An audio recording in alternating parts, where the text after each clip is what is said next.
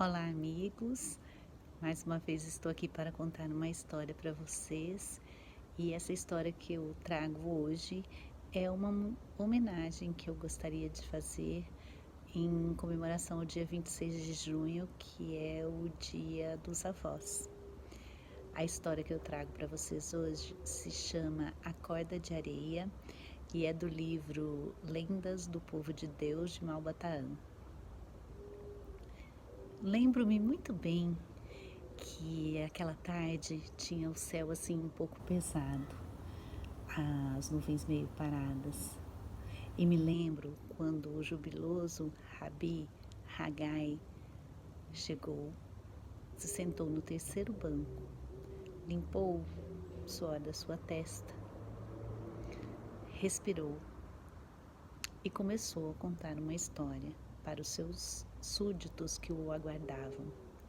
Ele disse que outrora existia um país muito rico e próspero que se chamava Kid Elim.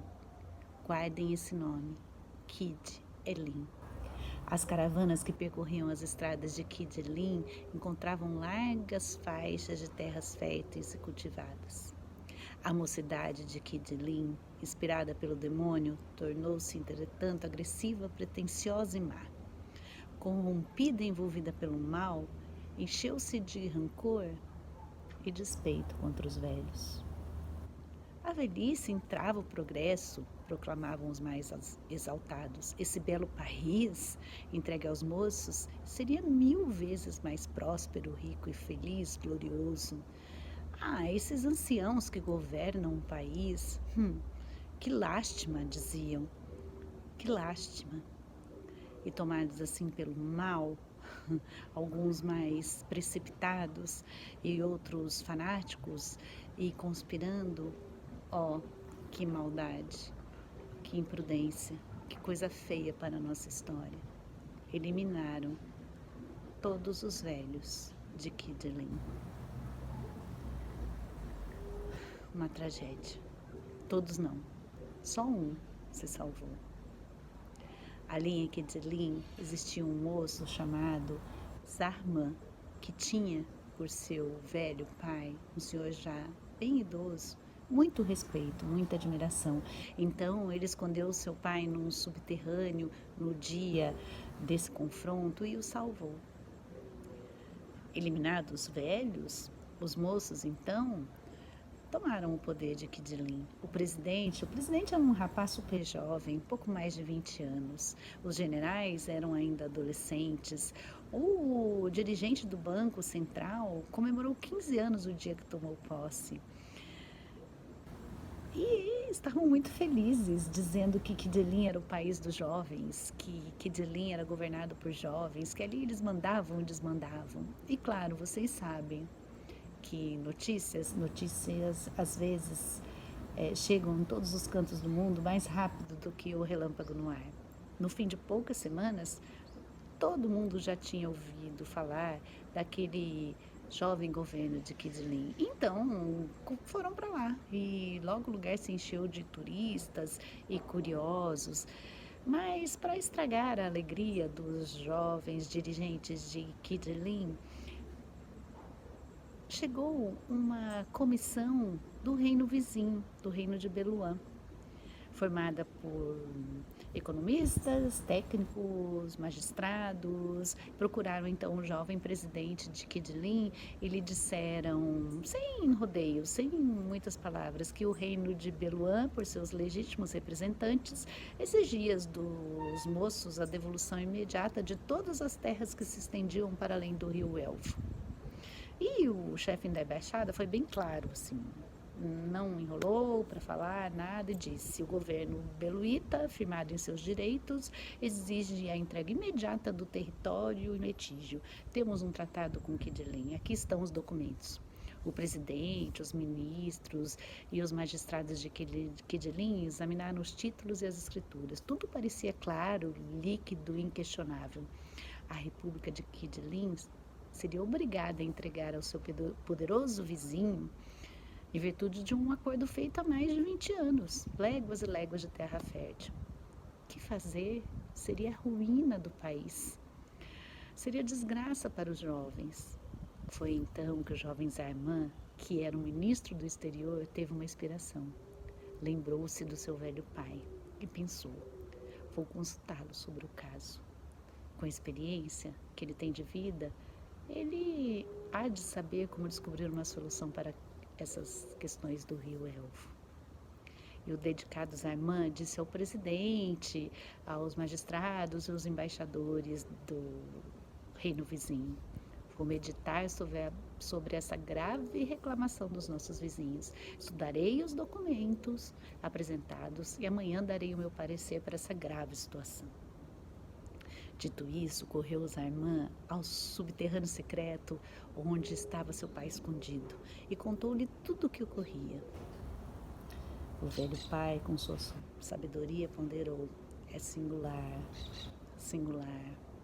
Nunca vi, meu filho, sob o céu, tamanho atrevimento e tamanha desfaçatez desse povo. Como ousam esses beluítas exigir a entrega das terras banhadas pelo Elvo? É o cúmulo e a cara dessa sem-vergonhice. Julgam certamente que só há moços nessa nova terra. Que devemos fazer, meu pai? A documentação por eles exigida pareceu clara e irrevogável, disse Zarmã. O ancião, imperturbável, numa voz que mal disfarçava sua ira, disse: parece-me nesse caso, meu filho, aparências forjadas pela má-fé, para ocultarem a verdade. Então ele ficou em um silêncio profundo por alguns minutos. E como se uma inspiração o iluminasse, lhe disse: amanhã, meu filho, receberás com grande serenidade essa comitiva, esses arrogantes embaixadores de Beluã, e lhes dirá com absoluta firmeza o seguinte: a nossa República de Jovens está resolvida a devolver o território por vós reclamado. Exige, porém, que o reino de Beluã cumpra na íntegra os seus compromissos e devolva intacta a corda de areia. Corda de areia? Perguntou o rapaz, ruído de curiosidade. O que quer dizer isso, meu pai? Em que consiste essa corda de areia?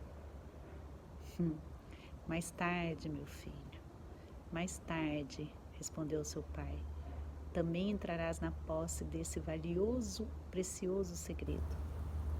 Por hora cedo, segue o meu conselho e tudo estará resolvido para o bem do nosso povo. Cega era a confiança que Zarmã depositava em seu pai. No dia seguinte, recebeu os integrantes da embaixada e na presença do jovem presidente, dos ministros, dos magistrados, dos generais, ele repetiu fielmente o que ouvira do seu pai. A República de Quidilin está resolvida a devolver as terras por vós reivindicado. Exige, porém, que o reino de Beluã cumpra na íntegra os seus compromissos e devolva intacta a corda de areia. Ao ouvirem tal sentença, mostraram-se alarmadíssimos os embaixadores beluanitas. Aquela exigência final expressava a exigência da devolução da corda de areia caiu como uma bomba no meio deles. O chefe da embaixada ficou pálido, trêmulo, e trocou lá algumas palavras com a sua comitiva, seus conselheiros, e depois se voltou para os jovens de Quidilin e disse assim, muito nervoso: desistimos do nosso pedido, desistimos. Podeis conservar para sempre o território de Elvo com todos os seus campos e searas. Mas só que nesse ponto o estrangeiro, com uma cara assim, vermelho de cólera e também rancor, disse: cabe-me, entretanto, desmentir as notícias divulgadas pelos seus mensageiros e emissários. Posso jurar que a República dos Jovens é uma mentira. Tudo mentira. Há velhos ainda nesse país. E se retirou. Mas afinal, o que significa corda de areia? Eis o segredo que o tempo, e só o tempo, se encarregará de revelar aos jovens. A velhice é um tesouro de sabedoria, clarividência e discrição. Sem o amparo seguro da velhice, a parcela jovem da humanidade estaria perdida e extraviada para sempre. É a velhice que sabe onde encontrar essa maravilhosa corda de areia que liga o passado ao presente e que enlaça o presente com o futuro. E o bondoso e paciente Rabi Haggai repetia 40 vezes, falando aos discípulos atentos: lembrai-vos, lembrai-vos, os jovens amigos, lembrai-vos sempre da corda de areia. Muito obrigada.